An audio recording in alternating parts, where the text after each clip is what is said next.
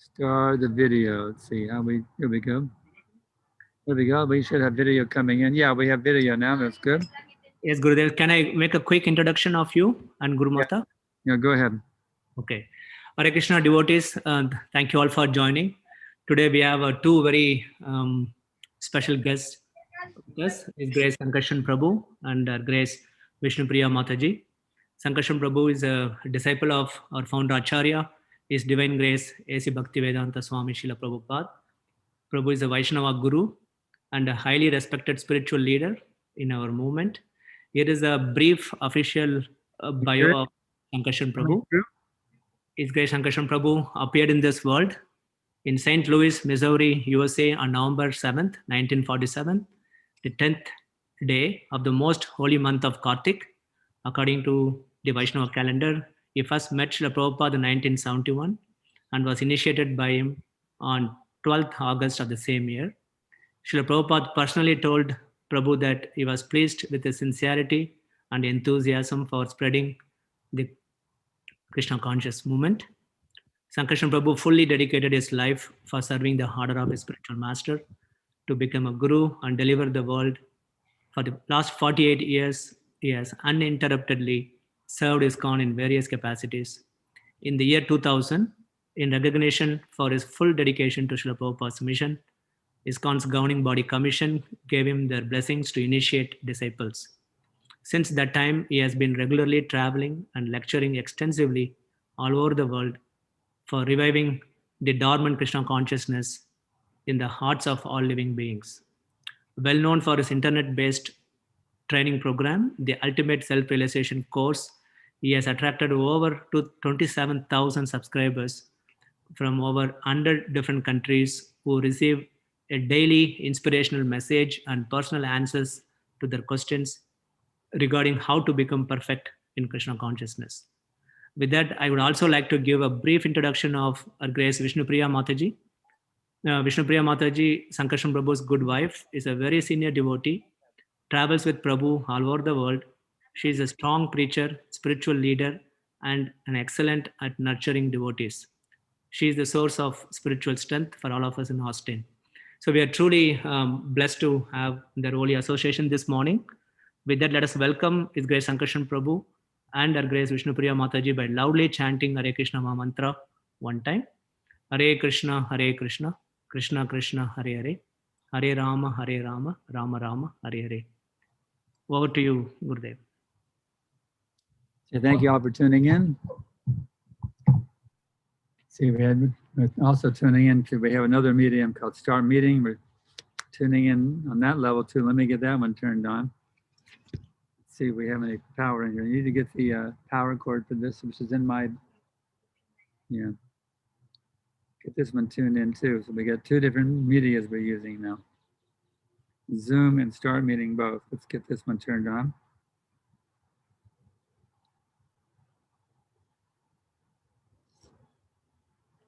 Hare Krishna. Welcome. How much power do we have in that? The dimension 54%. eternity, I'll knowledge, and bliss. I'll You bring the power cord then. I'm okay. There are I'll bring 3 participants in the conference.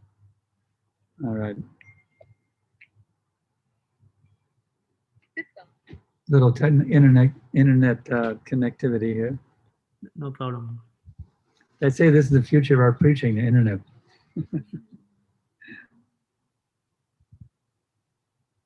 You got to get all the connections properly.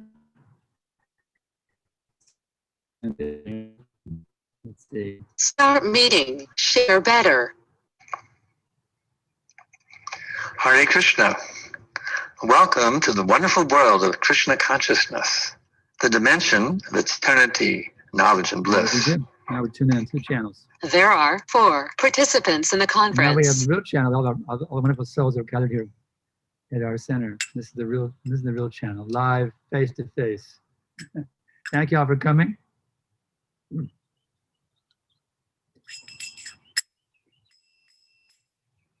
we'll go with Madanga today.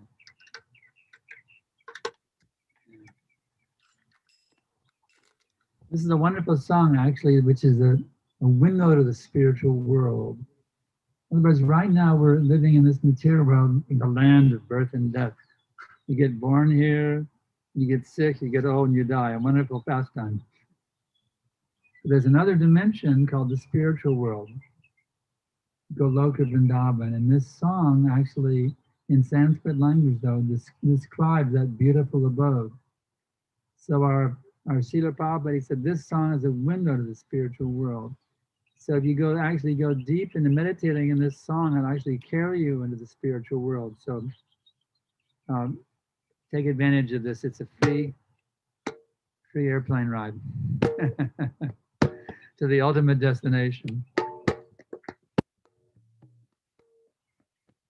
Jaya Radha Madhava Kunjam Bihari.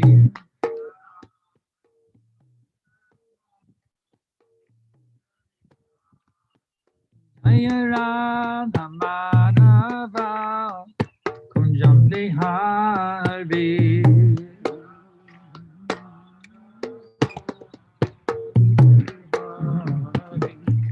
Gopi Jana Vallabha Girivardhari.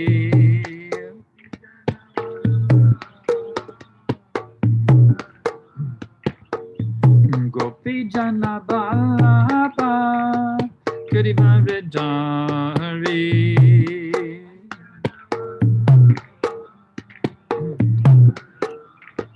Jasoda Nandana Braja Jana Ranjana.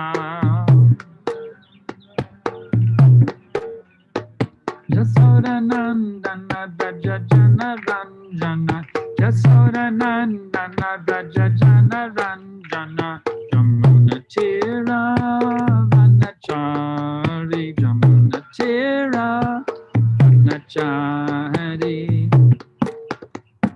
Jaya Radha Madhava Kunjam Bihari.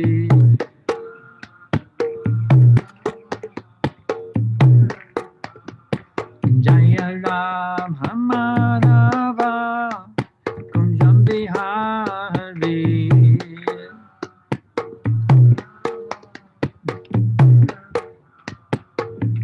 Gopi Jana Vallabha Girivardhari.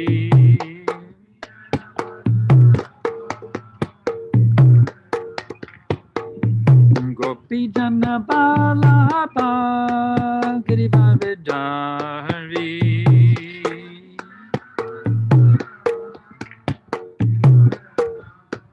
Jasoda Nandana Braja Jana Ranjana. Jasoda Nandana Braja Jana Ranjana. Yamuna Tira Vanachari. Yamuna Tira Vanachari. Jaya Radha Madhava Kunjam Bihari.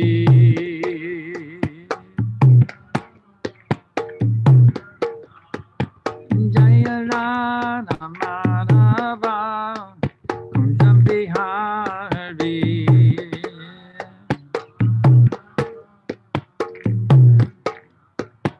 Hare Krishna, Hare Krishna, Krishna Krishna, Hare Hare. Hare Rama, Rama Rama, Hare Hare.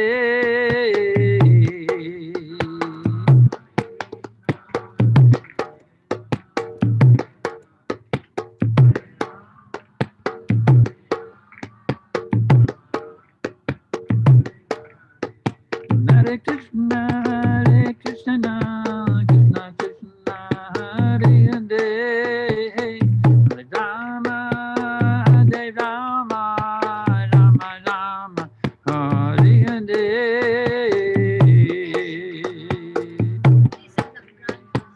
Krishna Krishna, Hare Hare. Hare Rama, Hare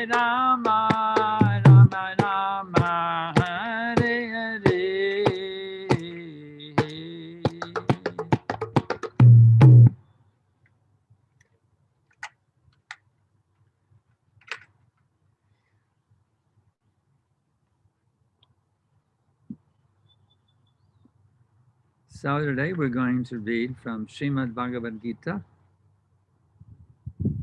This is the most powerful knowledge, actually,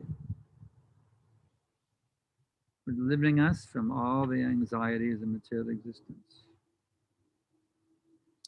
At the present moment, we are entangled in birth, death, old age, and disease. We also see a society which is off the track in so many ways. This COVID-19 is simply a symptom of a society which is off the track. The whole of riots in Washington, all these things going on. This society is not under proper guidance and leadership. The whole world society is going off the track. It's not based on this wisdom. This wisdom will actually bring a beautiful heavenly atmosphere to this planet. Both individually and collectively, this knowledge will bring perfect peace and happiness to everyone, you see. So we want to create perfect peace and happiness in our own hearts by tuning into this knowledge, by harmonizing with this wisdom, by becoming living embodiments of this wisdom. And we also want that the whole planet now should be revolutionized, spiritualized. So we actually have what's called Isha Vasha, a God-centered civilization. We're not talking about some sectarian religion here. You see, God is a universal principle. Whether you say Allah or Jehovah or Krishna, actually God is limited or is God unlimited? Limited or unlimited? No, God may us unlimited, right?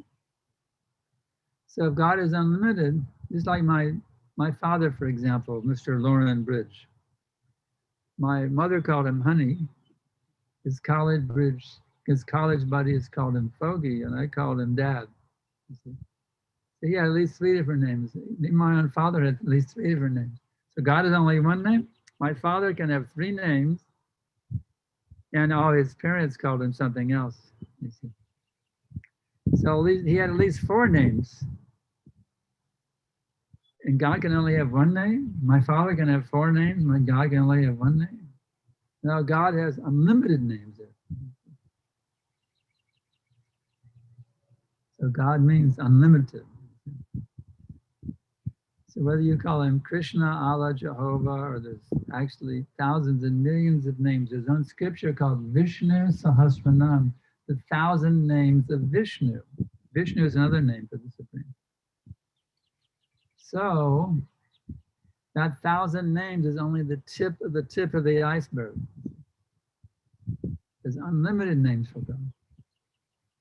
So we're talking here about a universal religion that you can practice as a Christian, as a Jew, as a Sikh, as a Hindu, as a Muslim. There's a universal religion. That's what we're teaching you, a universal religion. They can actually bring perfect peace and happiness to the whole global society. And that universal religion is taught by the Supreme Personality of Godhead, Lord Sri Krishna, in the Bhagavad Gita. So we have this book available, by the way. But it's, this knowledge actually will bring the perfection of one's existence. The reality is that we're actually all eternal residents of the spiritual world. That's where we all came from. We're not citizens of this. It's not that I'm a Texan or, an American or an Indian. Actually, we're all Vaikunthians. We're all actually citizens of the spiritual world. That's what we're all citizens of the spiritual world. But because the spiritual world is a place of full freedom, no one's forced to stay there, you see. We have the option. What is that saying? The grass is greener on the other side of the fence. So it's like there was one horse, he had really nice grass in his pasture, but he went over to the fence, he saw there was grass on the other side. So what's he doing? He stick his head through the fence. Even though his grass is just as good as the other side, or even better. But still he's thinking, oh, the other side, that I'm fenced away from it, therefore it must be better. So he sticks his head through the fence to eat the grass on the other side of the fence. So there's that nature we have. We have a free will. We can chew the grass on this side of the fence or that side of the fence. So even though we're actually eternal citizens of the spiritual world, there's no force there. It's a world of complete freedom. So we may think, well, maybe it's better in a world where I think that I'm God. Because in this world, everybody walks around, even a dog thinks he's God. A lot of times we come out here, the dogs in the next door, they go, woof, woof, woof. Because I know they bark today, maybe it's too cold for them today. They're in the house. But they think they're the Lord. They think they're God. As soon as we walk out, they go, woof, woof, woof. Even to bring out the garbage, I get barked at, As soon as I hear a little sound from the other side of the fence, roof, roof, roof, yes, I'm God. What are you doing here in my territory? So even the dog thinks he's God. What do you think of the human beings? This is mine. It's like remember my brother and I grew up. We shared a room, right? And down in there in Houston, Texas, and we had a line down the middle of the room: my territory and your territory. I can only cross the line to He had the door on his side of it. I could only cross through his territory to enter and leave the room. I couldn't linger in his territory, and he wasn't allowed at all in my territory. Can you imagine? I am the Lord of this half of the room. You're not allowed here. So this is the mentality we have in this world. I am God. I am the Lord of all I survey. This is mine. This is mine. But actually, you know what they say in Sanskrit? Nirmama, nothing is mine. Because everything that exists is the energy of God, you see. Everything that exists is his expanded energy. So everything is actually his property. So nirmama, nothing is mine. Everything is actually the property of God, you see. So this actually is a liberation. When you realize nothing is actually mine, everything belongs to that Supreme Person. Therefore, I should engage everything in his service. This is, when you come to this level, it's called Krishna consciousness, or Jehovah consciousness, or Christ consciousness, or Buddha consciousness, you see. When you can actually see everything as the energy of the Supreme and engage everything in the service of the Supreme, then you become what's called a liberated soul, you see. You actually become free from misidentifying with the material body. You actually can remember you're a spiritual being. Jivara Sarupa Hai Krishnera Nichadas. It's stated in the Sanskrit language. The constitutional position of the living entity is he is the eternal servant of Krishna. So that's who I actually am, you see. I'm not this rotting body, this 73-year-old rotting body. It's not me, you see. I'm actually an eternal youth, an eternal spiritual being, a citizen of the spiritual world, one of the associates of the Supreme Lord and his amazing pastimes. So when you tune in, you realize, hey, I'm not white, I'm not black, I'm not this male or female body, American body or Indian body or Guatemalan body or whatever it may be. I'm actually an eternal spiritual being, qualitatively one with the Lord. The Supreme Lord is eternal. He's full of knowledge and bliss. Those are his qualities. And we are qualitatively one. Just like what is between the drop of ocean water and the entire ocean? There's no difference qualitatively. The chemical composition of the drop is the same as the chemical composition of the entire ocean. The only difference is quantity. But qualitatively, the drop of ocean water and the ocean are one. So we are qualitatively one with God, you see.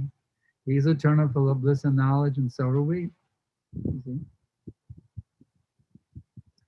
So instead of being so stressed out by misidentifying with this rotting, aging body, if one can actually recognize and acknowledge one's spiritual identity as a servant of that Supreme Being, then you become qualitatively one with them.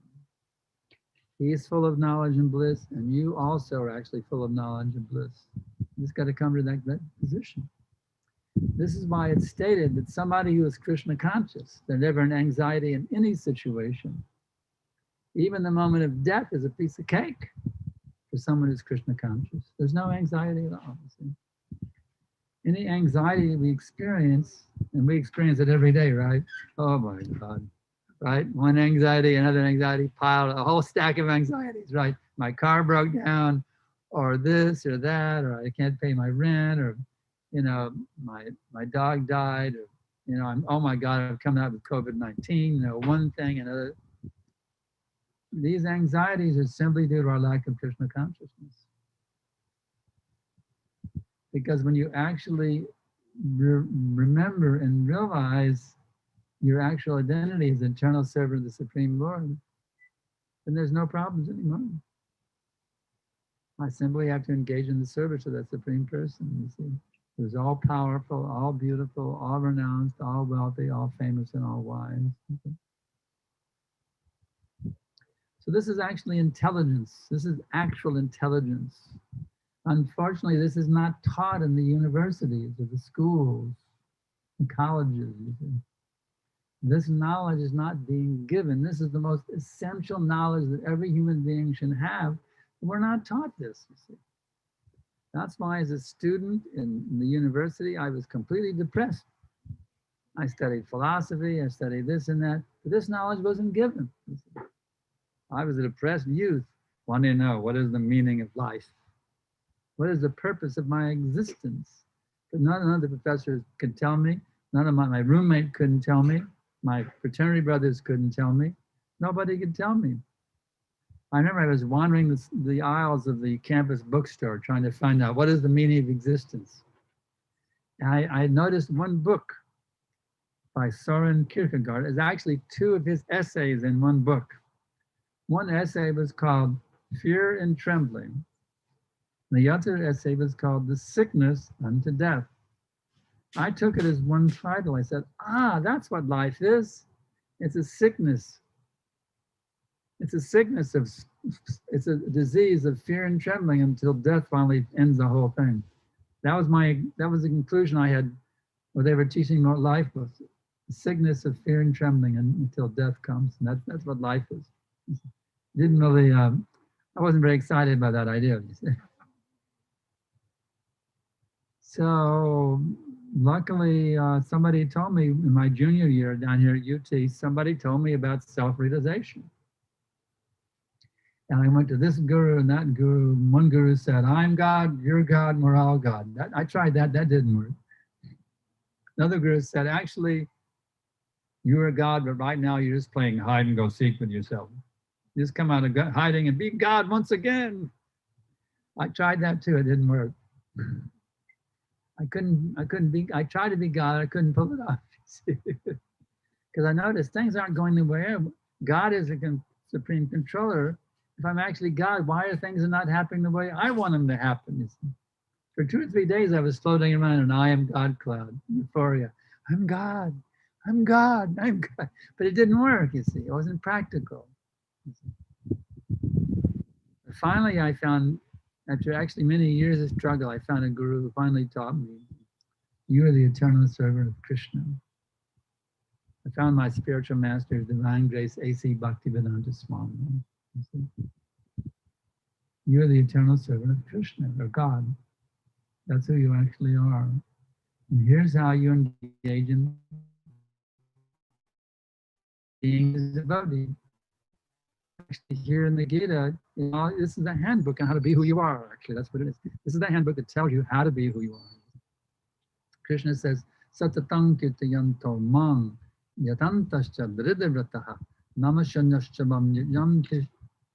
In this way, he says, always chanting my glories, endeavoring with great determination, these great souls worship me with devotion. So you say, well, I don't know about that. I don't know. I've heard so many things, you know. But I always say is give it a try. Try chanting Hare Krishna. Try, another Krishna also says, Patram pushpam palam tayang yobi bhakta priyachati tadaham bhakti pavrishtam matanya payatatmanaha. If you will offer me a leaf, a flower, fruit, or water with love and devotion, I will accept it. But he doesn't say a Big Mac or Kentucky Fried, you say, or Michelob or Budweiser. a leaf, vegetarian food, you see. He says, if you offer them your love and devotion, I'll accept it. I actually tried them. As a young seeker back in '68 in Denver, I got a hold of a Gita. It wasn't this one, but there's another one. That verse really intrigued me. And I got a nice picture of Radha and Krishna. I was offering my food and eating them. So that's something you can do in your own home. Get a picture of Krishna and just try it. Make a little altar and you can offer your food. Fruits, vegetables, dairy products, and grains. No meat, fish, or eggs are accepted. But just try that. You see. Try chanting and then chant Hare Krishna mantra. Just try that. Whenever you eat, take your food, fruits, vegetables, dairy products, and grains, and make a little offering for Krishna. Make a little plate for Krishna, and just chant Hare Krishna mantra, and let Krishna enjoy the food, and then you take that. It's called sacramental eating. That's what we have today. Our feast is sacramental eating. So if you, it's amazing. The process, the process of self-realization begins with the tongue. The tongue has two functions, to vibrate and to eat, right?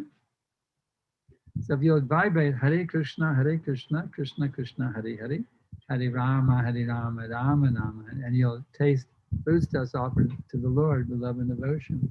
Your process of spiritual awakening begins. And you can do this in your own home. You can experiment with it, and it actually works. You'll actually experience it. I don't have to tell you that you actually taste it yourself.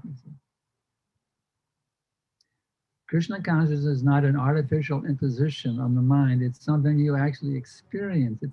It's awakening of the original natural energy within you. What it is. So all we're really doing here is telling you how to actually turn on your actual identities. As we sometimes say, know who you are and be who you are. The reason we suffer anxieties is we keep misidentifying with these material bodies. You see, that's the biggest cause of anxiety we have. I keep misidentifying with this material body. When we actually know who we are and be who we are, then the whole world changes. I mean, the whole thing becomes changed. Your whole vision of reality is transcendentalized. The whole world takes on a mystical glow for you. You see.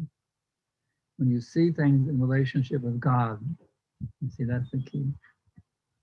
You see everything in relationship with God.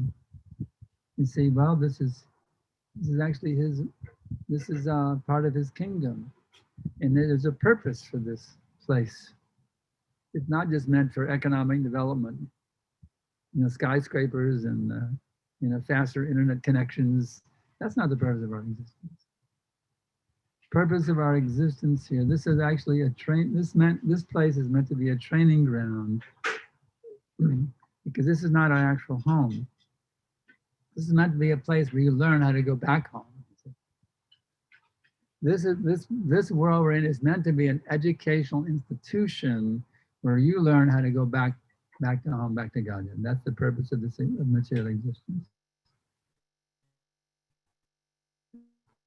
A place where you learn how to go back to your original place. Just like you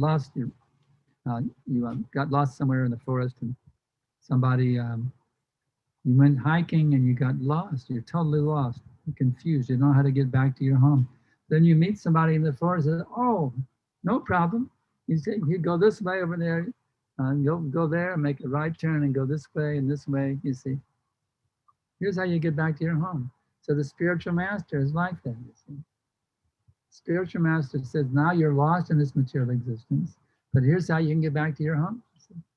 Do this, that, turn there, go this far, this way, and this way you can go back to home.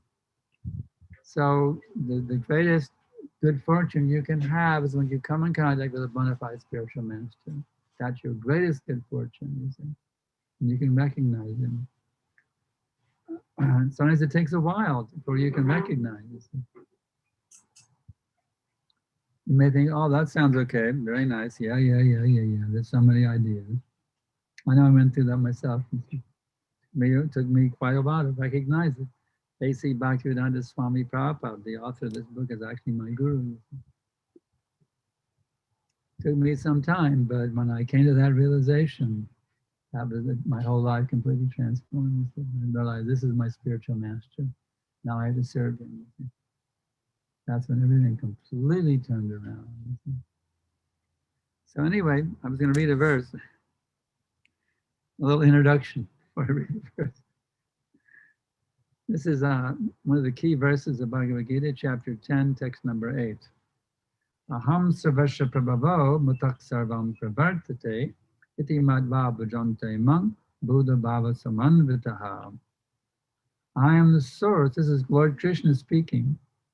He says, I am the source of all material and spiritual worlds. Everything emanates from me. The wise who perfectly know this engage in my devotional service and worship me with all their hearts. Now, Srila Prabhupada has given a purport, which means the import, the explanation of this verse.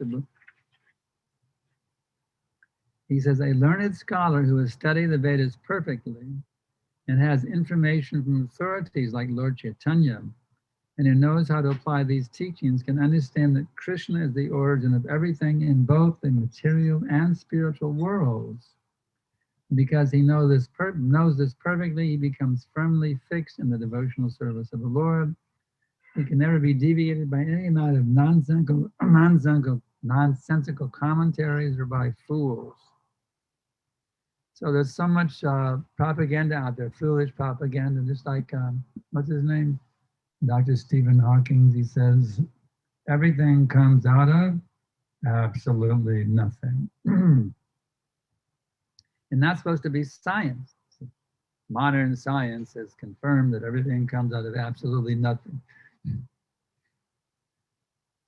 But where's the experiment you can actually do to get something out of nothing? Has anyone ever done? Not just blind faith. Can anybody get something out of nothing? Has it ever been done? Is it?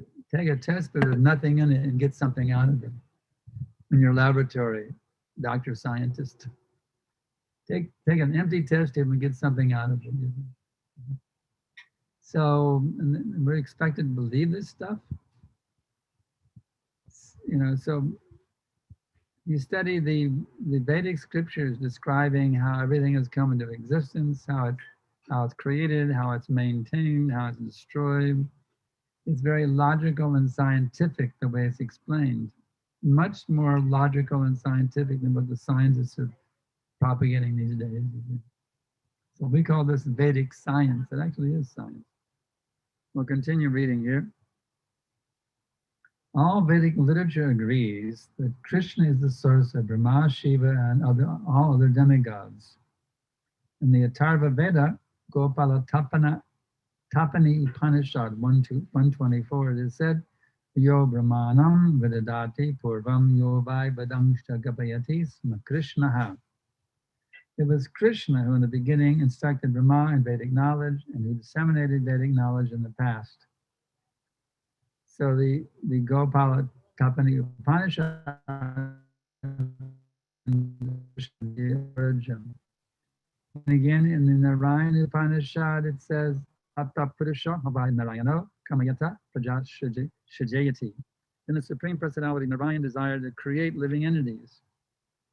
The Upanishad continues, Narayanad Brahma Jayate, Narayanad Prajapati Prajayate, Narayanad Indra Jayate, Narayanad Astav Vasavo Jayante, Narayanad Ekasadrudra Jayante, Narayanad Vadashadityaha. From Narayan, Brahma is, there's, in the Vedas, we learn there's many controlling demigods in the higher planets. And they're mentioned here. From Narayan, Brahma is born. From Narayan, the patriarchs are also born. From Narayan, Indra is born. From Narayan, the 8 Vasus are born. From Narayan, the 8 Rudras are born. From Narayan, the 12 Ditras are born. This Narayan is an expansion of Krishna. So all the Vedic literatures is actually confirming that Krishna is the source of everything. These are the Vedic wisdom. These are the literatures of ancient India, the ancient science of self-realization, the Vedas. They're all confirming Krishna is the origin, Krishna is the origin. And it continues here. In the same Vedas, Brahmanyo Devaki Putraha. The son of Devaki, Krishna, is the Supreme Personality. So you may say Krishna is the son of Devaki.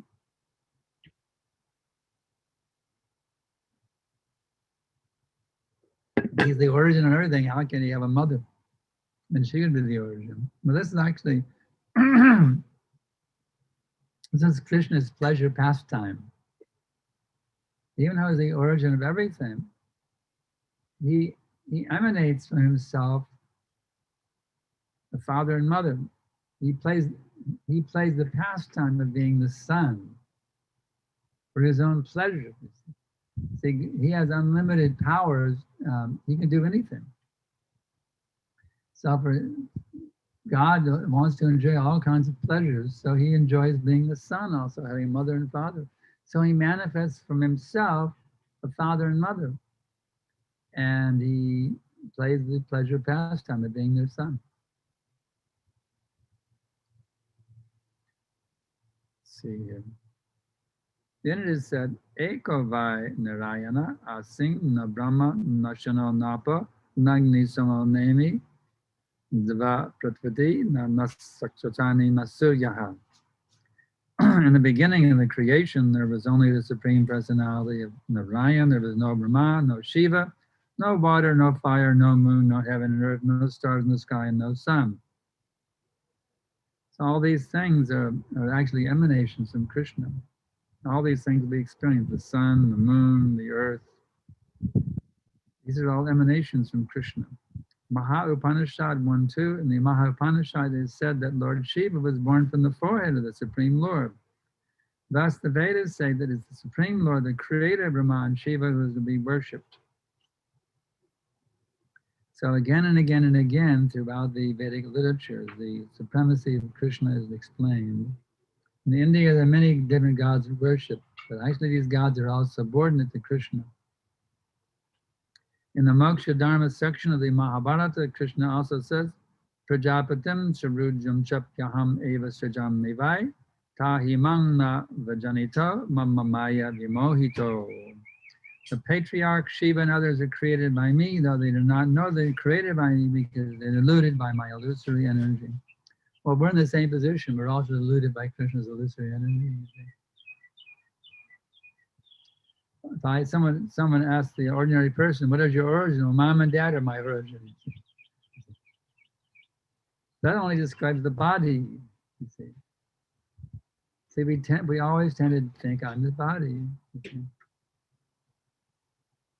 When were you born? Actually, the living entity is Ajay, is unborn. Our actual nature is there was never a time when it did not exist. These bodies are born and die, but that's not me. It's like now I'm driving a Honda. Before that I drove a Toyota. You see. But I'm the same person whether I'm driving a Honda or a Toyota. So whether I have a male body or a female body, American body, an Indian body, a black body, a white body, whatever, a green body, whatever, it's not me. You see. I'm the eternal spiritual being. And according to different times,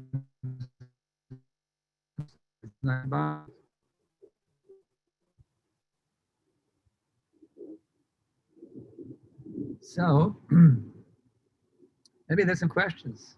Maybe there's some challenges. I think you're completely crazy. How you can say that? So many challenges or questions, objections, corrections. It's open discussion. Anybody have any questions? Yes.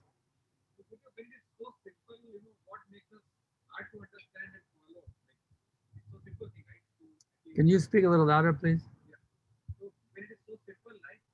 If it's so simple, what makes it hard to follow in the life? Like, why don't we get it? Why is it so hard if it's simple? Yeah, Why does it seem so hard? Yeah, I mean, why do we take so much time to follow it? Why is it so difficult? Why do we have so much difficulties if it's so simple? Well, why do we take so much time? Like, we spend years in understanding that, and then we start following it. Why does it take so much time why does it take so long to take to it? Yeah. because we're in a society which is, I know it took, I mean, I first heard about self-realization in the fall of 68, and it wasn't until 71 I actually became a disciple. I mean, it took me, it's like, what, 2.5 years when I was actually seeking it, you see, but to speak it before that. So why does it take so long? Well, because there's so much misinformation out there. That's one thing. There's so many gurus that say, I'm God, you're God, and we're all God. That's one problem. There's so many bogus gurus floating around. Or, you know, people say, yes, worship God, but, you know, God is your order supplier. God, give me this, give me that. Give me a Cadillac, a brand new Cadillac, replete with Michelin tires. Give my wife a new silk sari. Give my kids a Harvard education. Give me a house by the sea. Om Jaya Jagadisha Hari. You see, they even religionists, they're approaching God as the order supplier. God, give me this. God, give me that. I remember even as a kid, my mother said, "Little Stevie," I was Stevie then. What do you want for Christmas?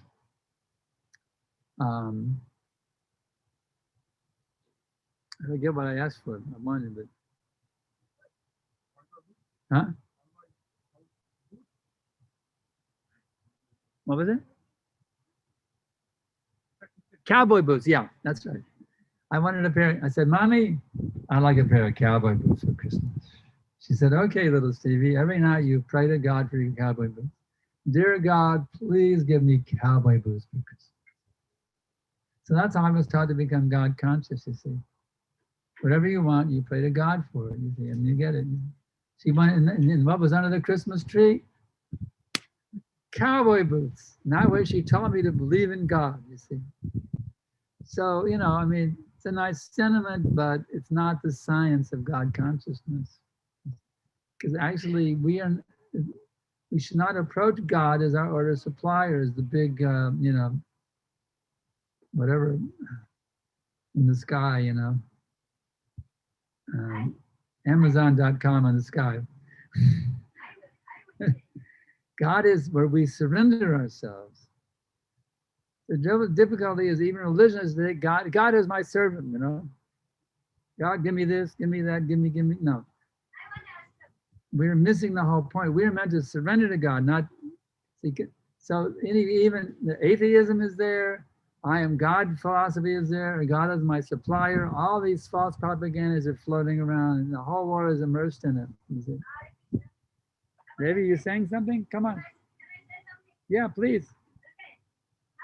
Come a little closer so we can hear you, please. I can't make out what you're saying. If I turn, tell me what you're saying.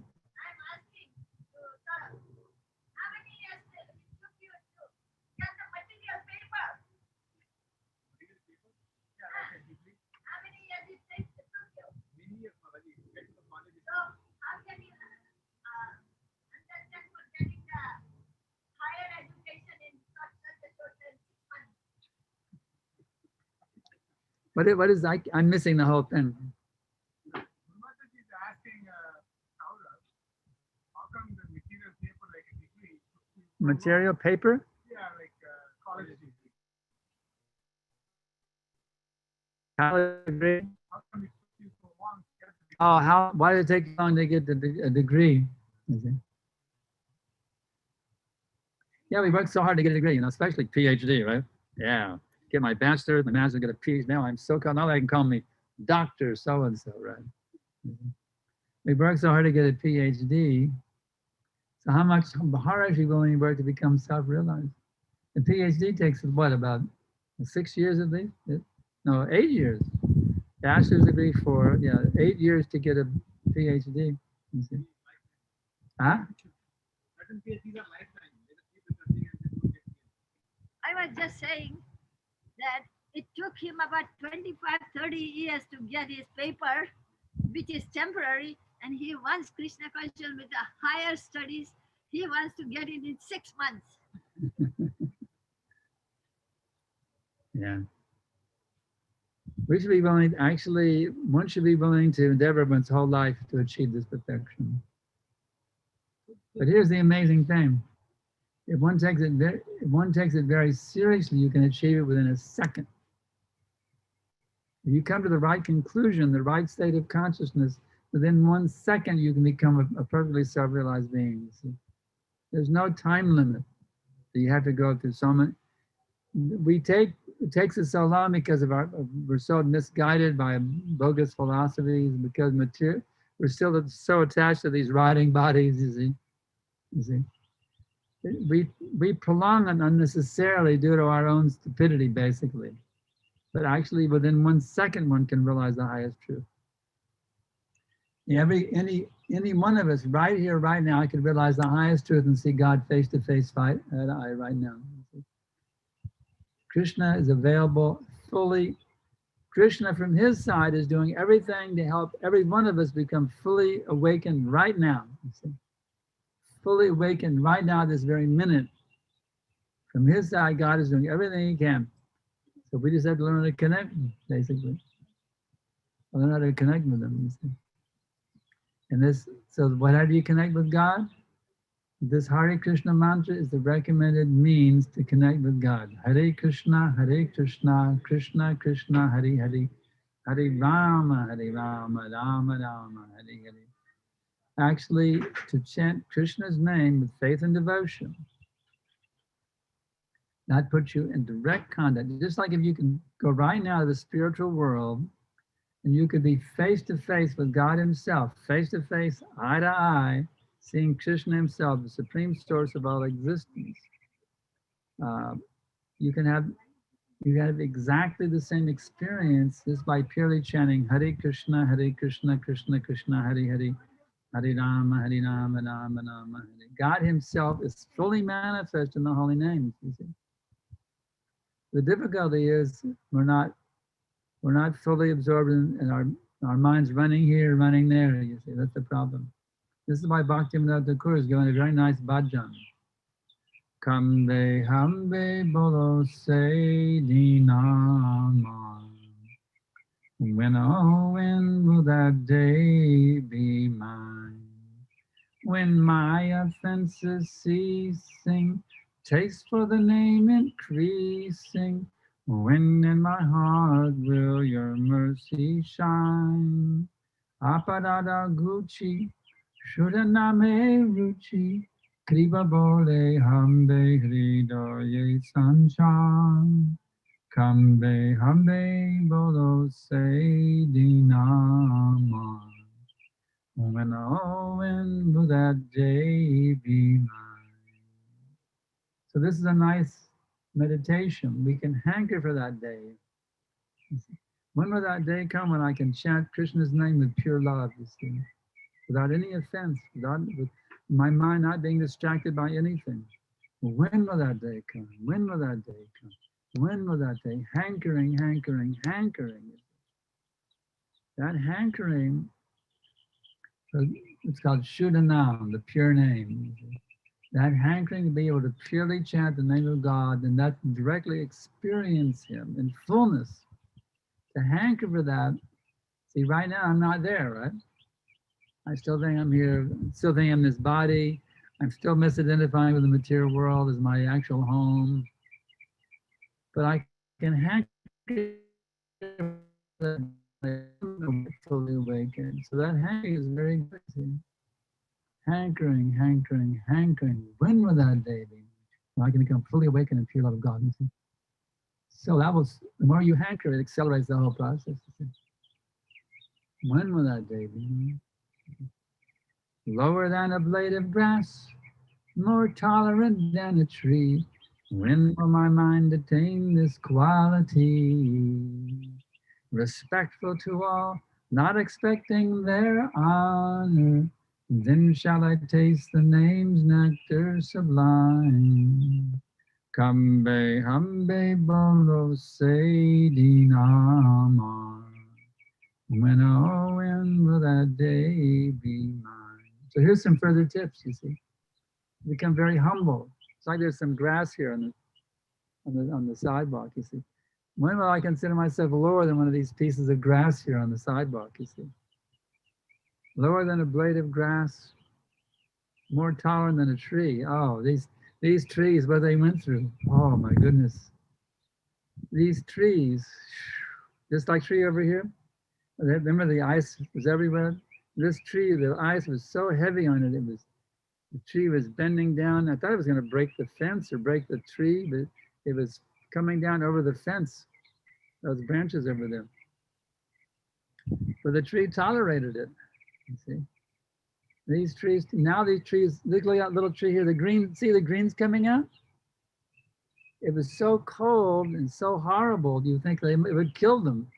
But now the trees tolerated that horrible cold, you see. Now they're coming out, they can bring their fruits and everything. So we should be more tolerant than a tree, you see. You can even carve your initials in it, it won't complain. Like the lovers sometimes do that, they carve their initials in the tree, right? Little heart and their initials. But the tree doesn't protect you, it just stands there, go ahead and cut in me, put your initials in me. The tree is very tolerant, you see. So this quality of humility and tolerance, lower than a blade of grass, more tolerant than a tree, when my mind attain this quality, you see.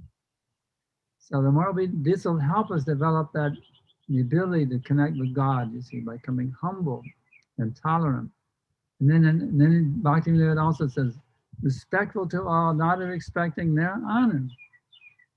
You see, they say, well, if you're respectful to me, I'm respectful to you. You see, that's a normal thing. If you're rude to me, I'm going to be rude back to you, right? But the saintly person, you know, I offer all, you can spit in my face, but I offer all respect to you. You see? That is called saintly mood. You can call me a jerk, you can call me an idiot, but I have all respect to you. You see? So these qualities of offering all respect to others without expecting any respect in return, considering yourself lower than the straw in the street, being more tolerant than a tree, these qualities will help you to actually connect with God, and you can realize it's present within your heart, within every atom of your body, and wherever you go, you see. The self-realized soul experiences God. He sees everything within God and God within everything. You see. Actually, he's never separated from Krishna or God at any minute, wherever he goes. At home, at work, in the commute, in the park, wherever he may be, even at the moment of death, in any situation, he's fully connected with God. You see. Does anybody have any questions coming in from Zoom? Yes, Prabhu, there is a question from Pushpanjali Mataji. Mataji, please unmute and ask. Okay. Hare Krishna, Prabhuji. Please accept my humble obeisances. Thank you Hi. for your association. All praise to Srila Prabhupada and you. Hare Krishna. Hare Krishna. Thank you so much for the class. I was meditating on the point you said about chanting and getting the taste for chanting the holy name. Are you able to hear me, Prabhuji?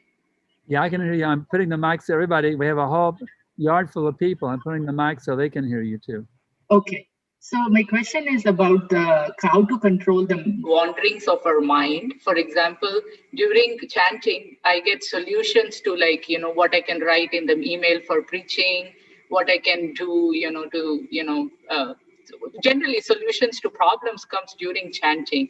Is that a hurdle? Am I getting distracted by Maya that I keep thinking about different things and trying to find solution and not focus on the holy name? Is that an distraction, Prabhuji, or is that okay? Now, if you're okay, I understand your question. Let's say you're chanting. Let's say there's some big problem that you're trying to solve and you can't solve it, and you're chanting your Hare Krishna mantra on your meditation beads, Hare Krishna, Hare, and all of a sudden, flash, you get an idea. Oh, I know how to solve that problem. Well, you could take a minute out and write down your realization and go back to your chanting. There's no harm. If you get first. If you have some breakthrough realization comes of some big problem you couldn't solve, you could take a minute out from your japa, jot it down in a notepad, and go back to your chanting. There's no harm. So thank you so much, Prabhuji. That's very helpful. Yeah. If I have another question about the lecture. So you were talking about how I liked your example of when you said, we are not God. We can try to be God, we are not God. On our level, when we know we are not God, but at least when we have to try to come out of the modes of the material nature, even that is not very easy. The verse 14.26, Brahma Bhuyaya Kalpate. How do we make this gradual transition when we are in the conditioned state, but we have to try to come out of this conditioning so we can serve more, we can serve better? And you are such an exemplar for that. We heard you don't miss the Mangal Aarti in 40 years, and your sadhana is so perfect. Can you please give us some pointers, like how we can overcome this? Well, one has to become a disciple of a bona fide spiritual master. That's the most important thing, you see. Because then you have your spiritual master's mercy. One is struggling to awaken Krishna consciousness. You can't really do it on your own. You require to become a disciple of the bona fide spiritual master. Are you initiated yet? Are you Yes, initiated? Prabhuji. Oh, you are. Okay, I see your name. You are initiated. Yes. Well, that's one thing that one should become an initiated disciple of the bona fide spiritual master, and then you have to be fully absorbed in dedicating your every thought, word, and deed 24/7 in his service. That mood of I have to always please my spiritual master. Every thought should be pleasing to him. Every word should be pleasing to him. Every action I do. In this way, by being fully absorbed, because Krishna says, unless you're the devotee of my devotee, you're not my devotee. So the key is you have to, by fully absorbing yourself in loving devotional service to your spiritual master, that's the real insider secret how you can conquer the modes of material nature. Thank you so much. Very grateful to you. Thank you so much. Yeah.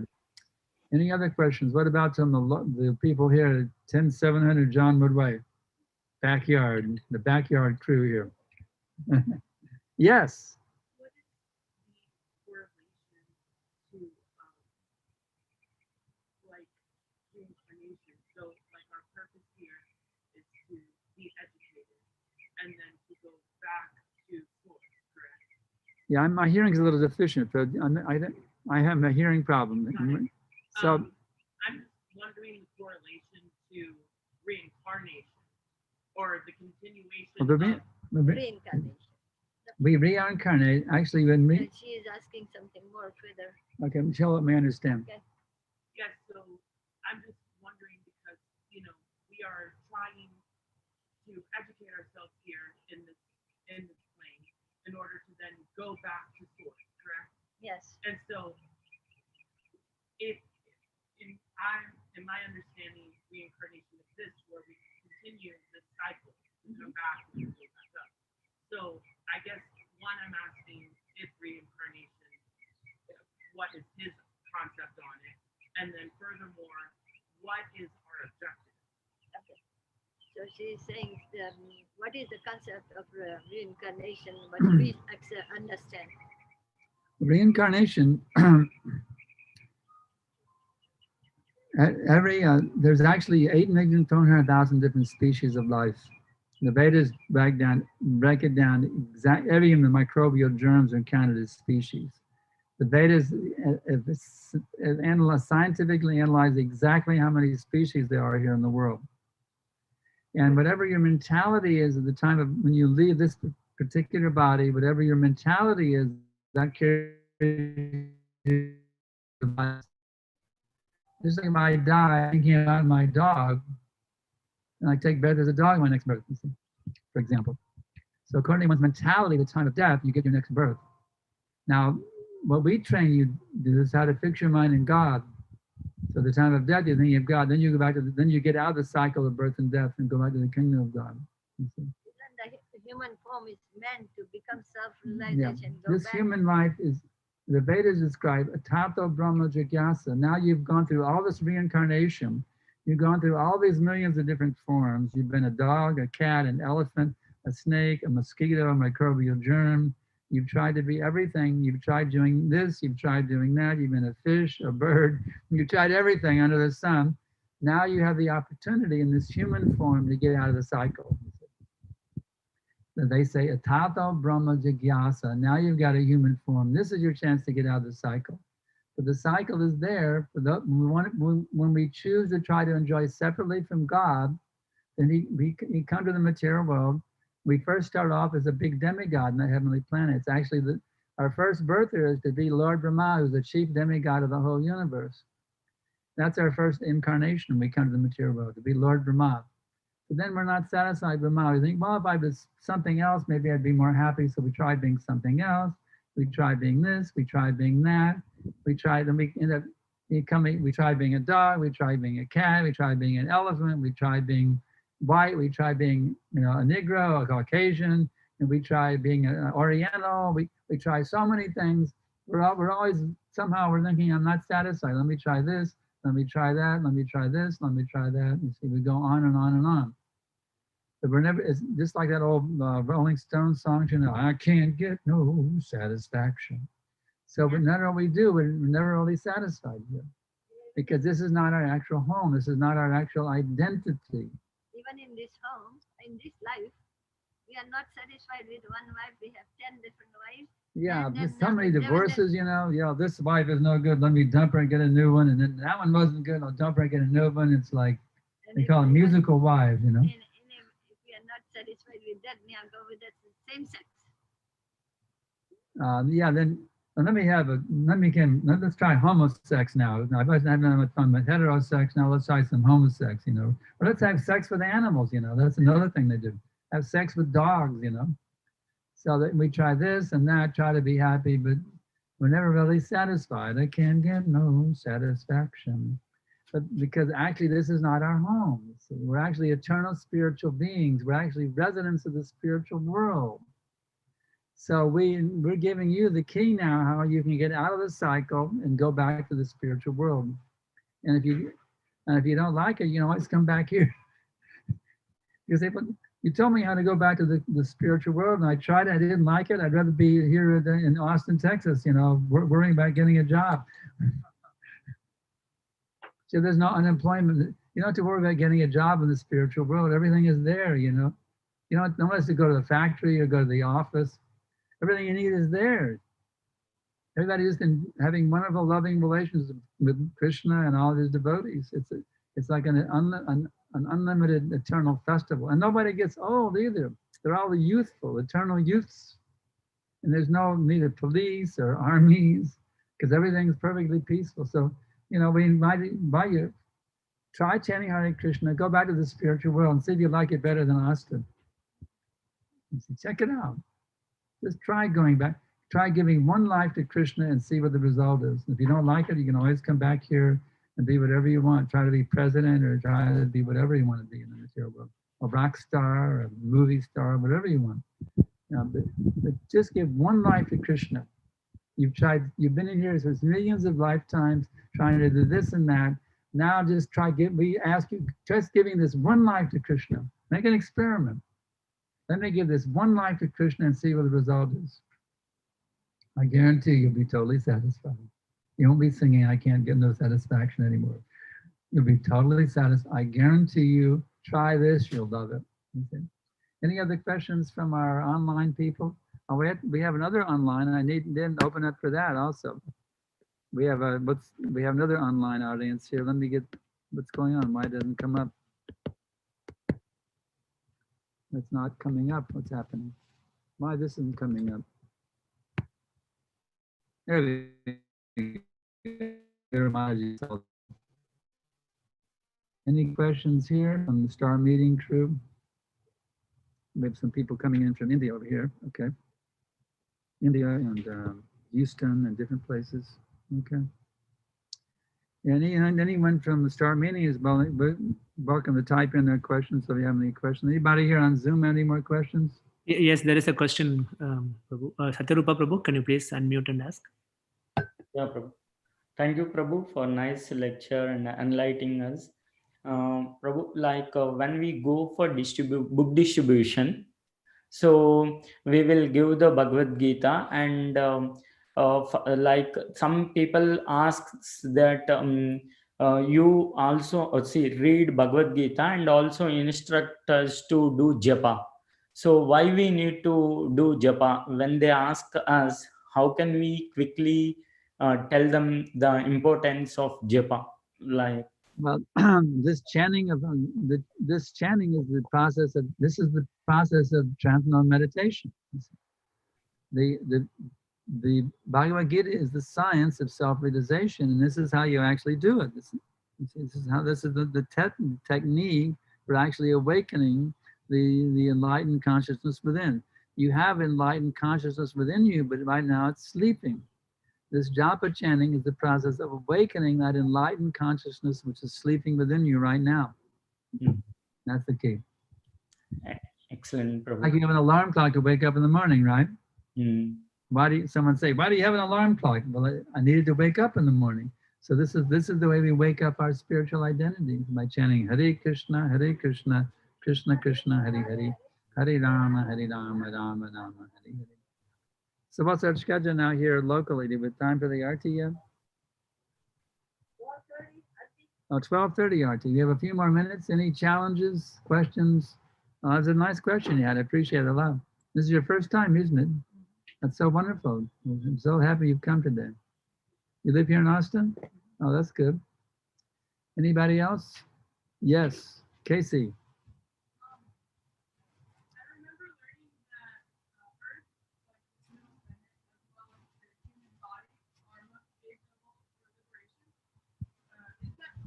Yeah, the Earth planet is a very special. In this universe, there's millions of planets, but which planet did Krishna come to? This Earth planet. To be born on the Earth planet in a human form is the most auspicious opportunity for self-realization. This is the planet where Krishna came 5,000 years ago. This planet, he was actually walking on this planet 5,000 years ago in India.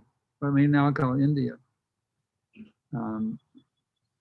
At that time, actually, the whole planet was called Bharatvarsha. It was one country.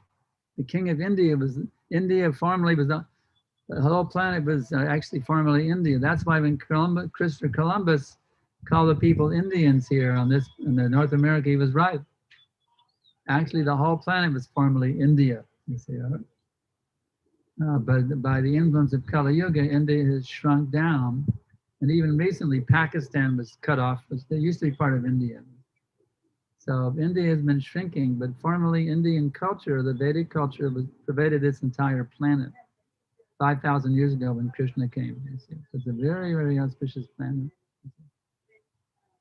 This was Austin was part of Indian culture formerly. Now we're bringing back the Vedic culture into Austin again. We want to see the governor wearing Vaishnava tila. That's our goal. And the president of the United States, Biden, should be wearing Vaishnava tila. Actually, that day will come. Our movements become successful. Uh-oh, the rain. Indra, hold off the rain, please. Our movement will be successful, you see. That day will come when all the world governments are Krishna conscious. The more we distribute these books, the more we distribute this knowledge, the more we chant Hare Krishna. Yeah, if it gets too heavy, I'll have to do something about it. Yeah. So that's a nice question. So any other questions? Indra is holding it off now. If they're okay. Get an umbrella just in case by chance to keep the computer from getting all wet. Any other questions? Hare Krishna, Krishna Krishna, Hare Hare. How about from the Zoom people? Any questions? No questions yet. No questions there. Here's a question from from our group here. Chakravarti, you can. How does chanting Hare Krishna mantra protect us from material? How does the chanting of Hare Krishna protect us from the material energy? It's actually a shield, you see.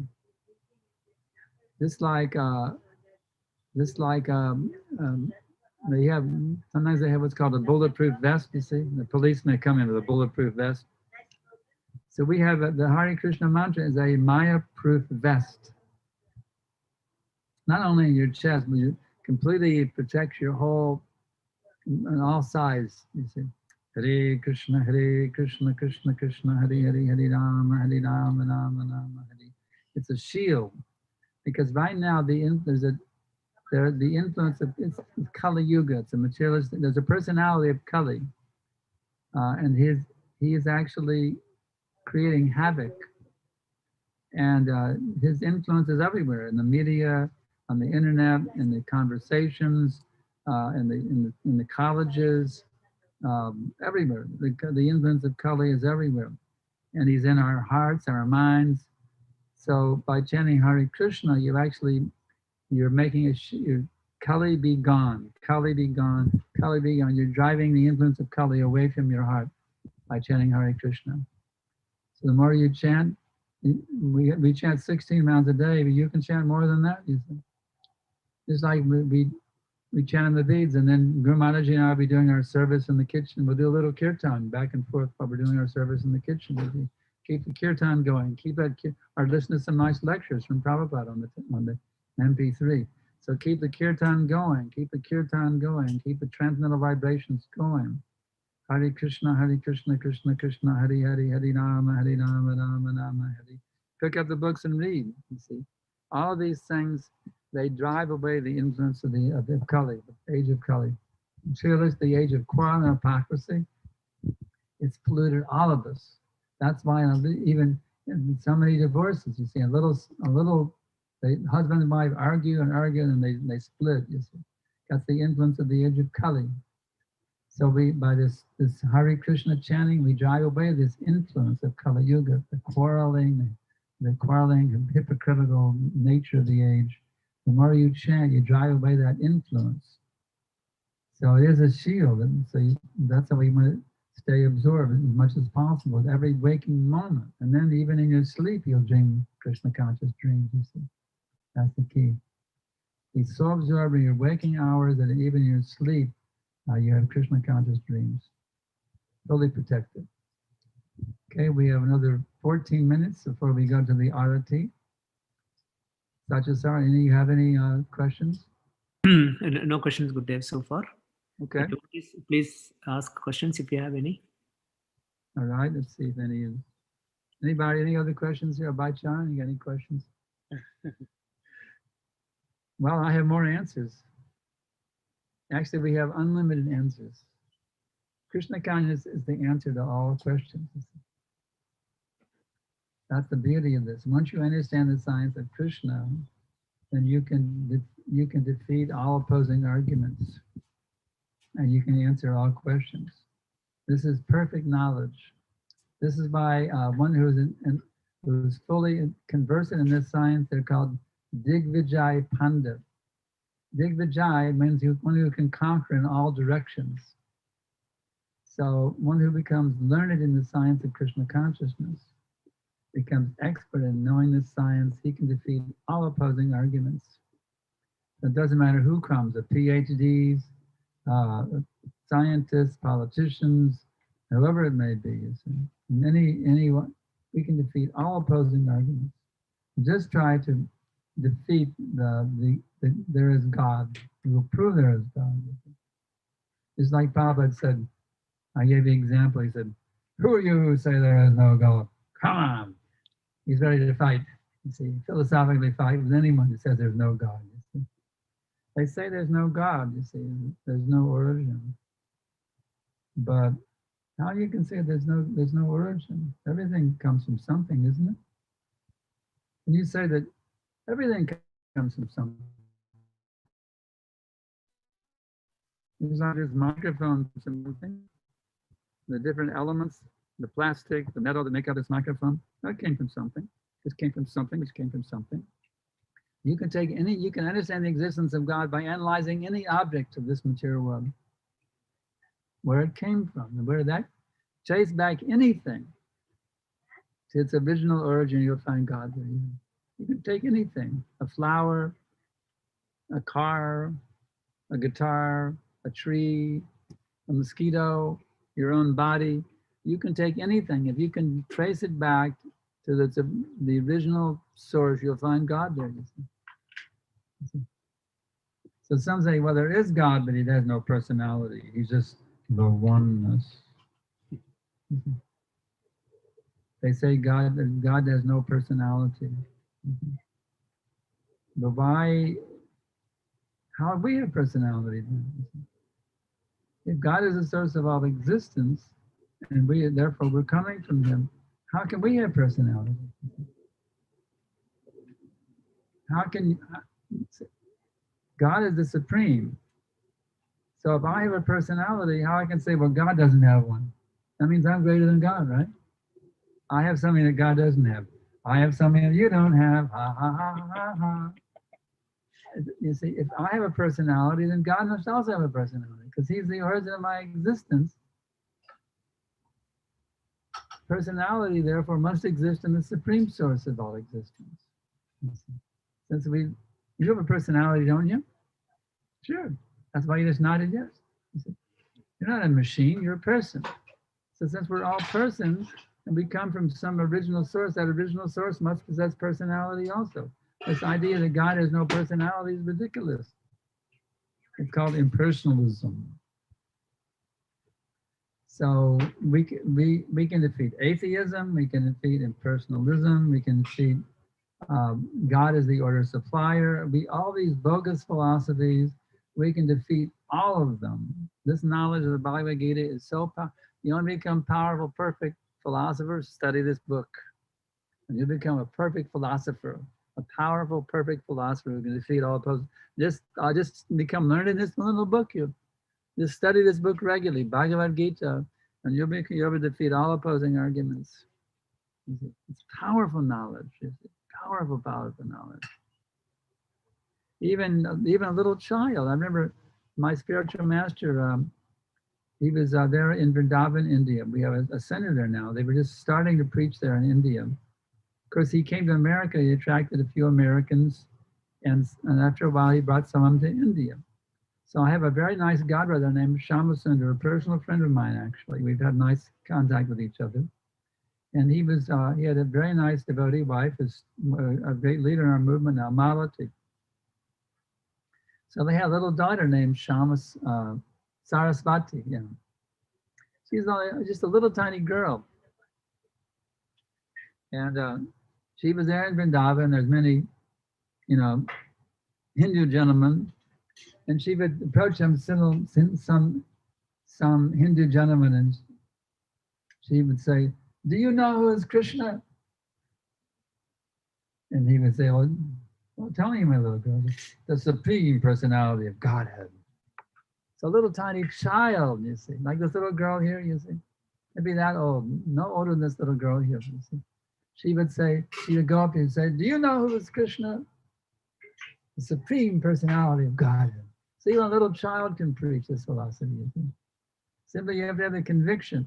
If you have this one conviction, Krishna is the supreme personality of God, you can enlighten the whole world. The world needs enlightenment, believe me.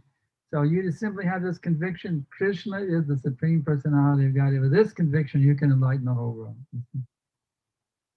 Now you got your marching orders. Go for it. Get out there and enlighten the world, y'all. The whole world is suffering due to the lack of Krishna consciousness. I'm asking all of you, you can say, well, I'm not so learned, I'm not so perfect, I may make so many mistakes. I may make a few mistakes here and there when I'm trying to present it, but don't worry about that. You know what the Bhagavatam says?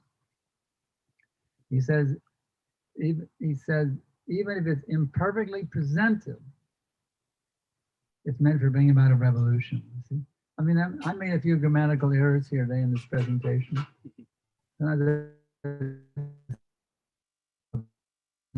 I said a singular from the plural or a plural instead of a singular, you know what I mean? I'm sure I made a lot of little grammatical errors here in my English, but it doesn't matter. This knowledge, what I'm presenting here right now, is meant for bringing out a revolution on this planet. You see? This is our goal. Our goal is to revolutionize this planet, to bring a spiritual revolution. We want to turn world history right side up.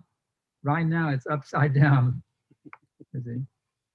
In Washington, it's upside down. In London, it's upside down. In Berlin, in Paris, everywhere. In Delhi, everywhere, it's completely upside down. Also, even over there in Canberra, it's totally upside down. The whole civilization.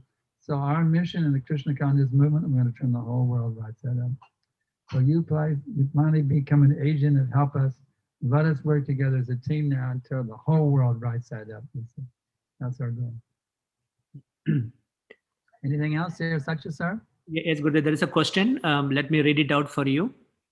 How to motivate a person who has lost all hope that Krishna is looking out for them and waiting for them in Goloka? Then Krishna is what? How to motivate them to what? One who has lost all hope. That, All lost hope. yeah.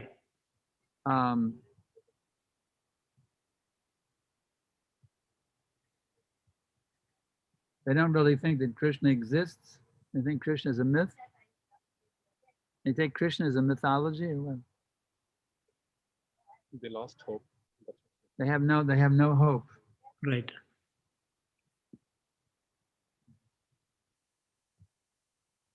Completely depressed and discouraged. There's no hope.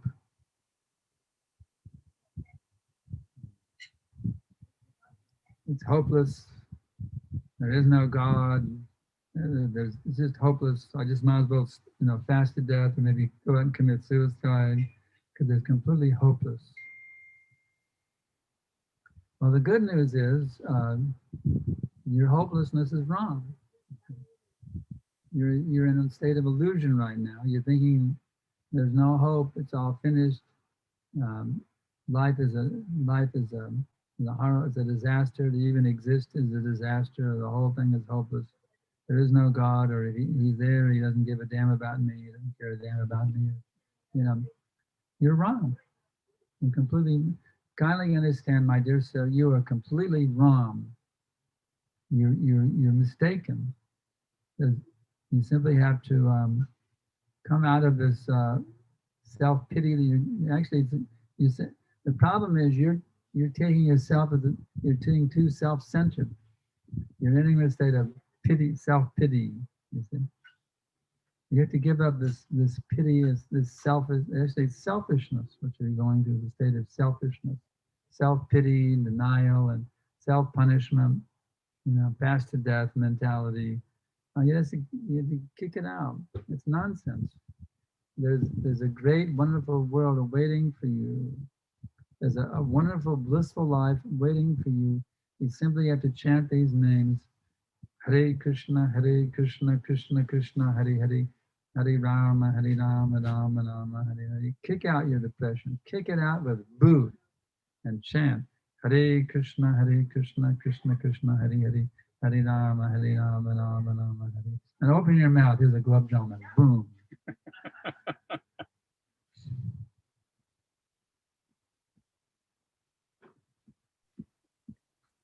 Okay. Thank you very much. I have one from Nitai Chandra in Bulgaria. I have some wonderful disciples in Bulgaria. They have a cow protection community there. They have a whole, I sometimes post the pictures. They have a farm and they have cows. It's wonderful. They have so many cows. They don't kill them. They don't kill them. They milk them. It's wonderful. They have, and my leader there is my disciple, Nitai Chandra Das. He has a twin brother, Gaura Chandra, two big, strong Bulgarian boys, big farm boys, actually. Big, healthy, strong farm boys, twin brothers, Gaura Chandra and Nitai Chandra. Really some of my favorite disciples. And now Nitai Chandra has a question. The Krishna consciousness movement increases, but the influence of the Kali Yuga also increases. That's a fact right now, Nitai Chandra. The Kali Yuga is getting worse and worse. This whole thing just happened in Washington. No one ever thought that a riot, people would break into the Capitol building and the senators and the congressmen would go into hiding. No one ever thought that would happen in the U.S. It was a shock to the whole nation. Such a thing would happen, you see. But the fact is, Kali Yuga is getting worse and worse and worse. But the Krishna consciousness movement is also growing and growing and growing. It's a competition right now between the Kali Yuga and the Hare Krishna movement. So who's going to win? The Hare Krishna movement is going to win in due course. Right now, we're the underdogs, right? We're really the underdogs. Even so many of our devotees fall by the wayside. They get carried away and they lose their Krishna consciousness. It seems like we're the underdogs, but I guarantee you, and his Papa actually told us that day will come when all the governments become Krishna conscious.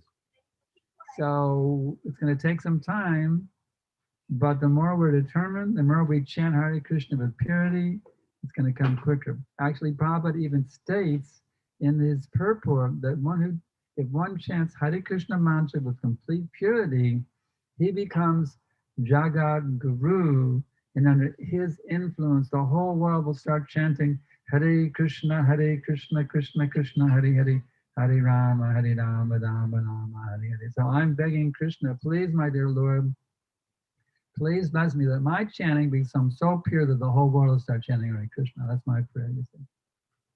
And Prabhupada even told me I could aspire like that. He told me personally, yes, you can aspire to become Jagat Guru. He told me personally.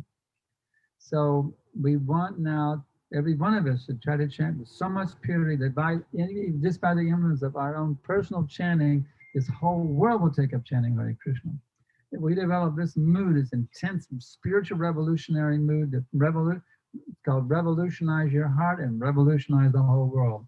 If every devotee takes this mood, in our very lifetime, we can make this whole world Krishna conscious. Prabhupada said in 18 days, we can make the whole world Krishna conscious. We simply have to intensify our desire to be pure devotees and make this world Krishna conscious. In 18 days, we can make the whole world Krishna conscious and drive Kali Yuga into complete total remission. Kali Yuga, the personality of Kali, to put on tilak and neck beads. I surrender. You see, Kali be gone. You see, Kali now be gone. Stop it and giving. And that goes down these slaughterhouses, these abortion clinics, all this murdering of innocent creatures. We have to stop these horrible sinful activities and bring an age of complete piety and pure love to this whole planet and as soon as possible. So now our time is there for the arti, and I notice it's not raining, so we're in good shape. Now we'll go to the front yard, we'll have some singing and dancing and ecstasy, and through the window you can see the beautiful arti ceremony of our deities on the altar. So everybody get up now and go to the front yard, and let's have a wonderful kirtan there. Thank you so much for tuning in. And so you all want to attend the arti ceremony also, Satya sir? We want to give a thank you note, Gurudev, quickly, and is it okay? Okay, go ahead and give what? Thank you note. Thank you note. Thank you very much, Gurudev, for the wonderful class and for blessing us today. You have beautifully explained that everything belongs to Krishna as he is the source of everything. Therefore, we should use everything in service of Krishna because that is our constitutional position. Then you also explained the reason why we suffer anxiety in this world. The reason is because we keep identifying with the body, and that's a very powerful lesson. But when we see everything in relationship with Krishna, then anxiety goes away. So then how do we see everything in relationship with Krishna? That is only by the mercy of a bona fide spiritual master. So beautiful lessons, Gurudev. Thank you very much. We are blessed to hear from you today. We hope you and Guru Mata will bless us with more of your association in the coming weeks. So with that, let us, all of our devotees, let us show our gratitude to His Grace Sankarshan Prabhu and our Grace Vishnupriya Mataji by loudly chanting Hare Krishna Maha Mantra one time. Hare Krishna, Krishna Krishna, Hare Hare, Hare Rama, Rama Rama, Hare Hare. You can get our associations anytime. We're at livelectures.net. We have Mangal Arti every day at 4:30 a.m. You can tune in to Mangal Arti every day. We have the greeting of the deities. We have Bhagavatam every morning at 7:15. There's an evening lecture at 5, and there's the evening Arti at 7:30 every evening. It's all available at livelecture.net. Hare Krishna. Hare Krishna. Thank you very much. Hare Krishna. You can see the next part of the program at livelectures.net. The RT will be available there. Anybody want to see the RT will be still online at livelectures.net right now. You can tune in at livelectures.net. Hare Krishna. Sure, Gurudev. Thank you very much. Hare Krishna. Hare Krishna. Hare Krishna devotees, thank you all for joining today. It was a fantastic session and we got the blessings of His Grace Sankarshan Prabhu and Vishnupriya Mataji. So we are moving on to the next part of agenda quickly, which is kids sloka recitation and realization sharing. We don't have many kids because of spring break. Whoever is online, maybe we'll start with that. So Satyarupa Prabhu. Hare Krishna Prabhu, Hare Krishna all of you. Yeah, like Rekha Mataji, as usual, she will introduce the sloka and share her 3-point realization. Hare Krishna Prabhu. Hare Krishna Mataji. Hare Krishna devotees, thank you for joining. Very nice class by Sankarshan Das Adhikari. Today's verse from the 2nd chapter only, the contents of the Gita summarized, and the 56th verse. Om Namo Bhagavate Vasudevaya. Om Namo Bhagavate Vasudevaya. Om Namo Bhagavate Vasudevaya. Om Namo Bhagavate Vasudevaya. Om